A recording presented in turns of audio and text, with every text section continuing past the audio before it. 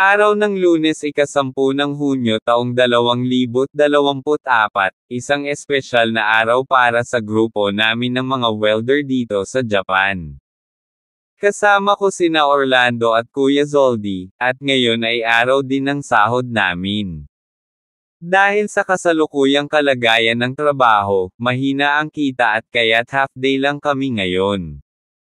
Pero kahit na ganito, napagdesisyonan naming kumain sa labas upang mag-enjoy at makapag-relax.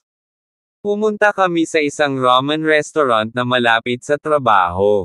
Pagpasok pa lang namin, ramdam na agad namin ang mainit na pagtanggap at ang masarap na amoy ng nilulutong ramen.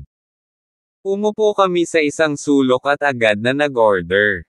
Iba't ibang klase ng ramen ang in-order namin. Si Orlando ay nagkaroon ng tonkatsu ramen, si Kuya Zoldy naman ay nag-enjoy sa kanyang shoyu ramen, habang ako ay nagpasyang subukan ang miso ramen.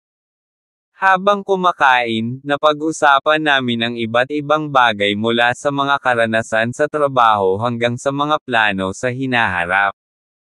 Ang bawat higop ng mainit na sabaw ay tila nagtatanggal ng pagod sa aming mga katawan at nagbibigay ng bagong sigla. Ang ramen ay hindi lamang masarap, kundi puno rin ng benepisyo sa kalusugan. Ang pagkain ng ramen ay may maraming benepisyo. Una, ang mainit na sabaw nito ay nakakatulong mag-hydrate ng katawan at magbigay ng ginhawa lalo na kapag malamig ang panahon. Pangalawa, ang sabaw na gawa sa buto ng baboy o manok ay mayaman sa collagen na mabuti para sa balat at kasukasuan.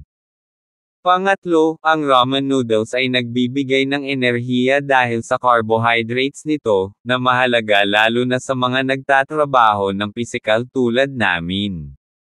Panghuli, ang mga gulay at karne na kasama sa ramen ay nagbibigay ng mga bitamina at protina na kailangan ng katawan.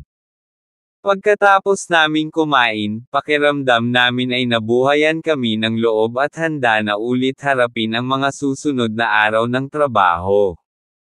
Ang simpleng pagkain na ito ay nagdala ng malaking saya at kaluwagan sa amin.